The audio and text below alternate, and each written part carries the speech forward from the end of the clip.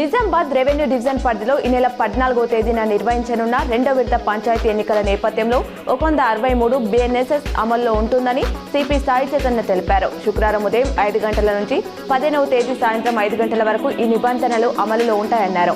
5 అంతకంటే ఎక్కువ మంది ప్రజలు గుమ్మిగూడరాదని సూచించారు. ప్రజాపాలనను పల్లెజనం మెచ్చారని, అందుకే రాష్ట్రంలో 90% స్థానాల్లో కాంగ్రెస్ బలపరిచిన సర్పంచ్, వార్డు మెంబర్లు గెలుపొందారని టీపీసీసీ చీఫ్ మహేష్ కుమార్ గౌడ్ పేర్కొన్నారు. సర్పంచ్ ఎన్నికల తొలి విడత ఫలితాలు, ప్రభుత్వం చేపట్టిన ప్రజా సంక్షేమ కార్యక్రమాలపై గ్రామీణ స్థాయిలో ఏర్పడిన అనుకూల వాతావరణానికి అద్దం పడుతున్నాయన్నారు. కార్పొరేట్ కంపెనీల ప్రయోజనాలకు పెద్దపీట వేసే విధంగా ఉన్నత విత్తన బిల్లును కేంద్రం ఉపసంహరించుకోవాలని బీఆర్ఎస్ నేత కేటీఆర్ డిమాండ్ చేశారు. ఎలాంటి ట్రయల్స్ లేకుండా విదేశీ విత్తనాలు దేశంలోకి వచ్చే ప్రమాదం ఉంది.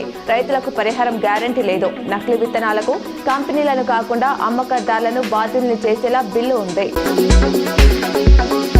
మొక్కజొన్న కొనుగోలుకు సంబంధించిన మొత్తాలను రేపటి నుంచి రైతుల ఖాతాలో జమ చేయనున్నామని మంత్రి తుమ్మల నాగేశ్వరరావు తెలిపారు. మొత్తం 55,904 మంది రైతుల అకౌంట్లలో 585 కోట్లు జమ అవుతాయన్నారు.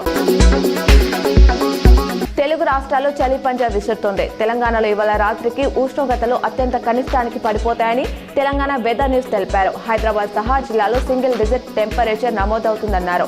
ఉమ్మడి ఆదిలాబాద్, నిజామాబాద్, వరంగల్, మెదక్ జిల్లాలకు IMD రేపటికి ఎల్లో అలర్ట్ జారీ చేసింది.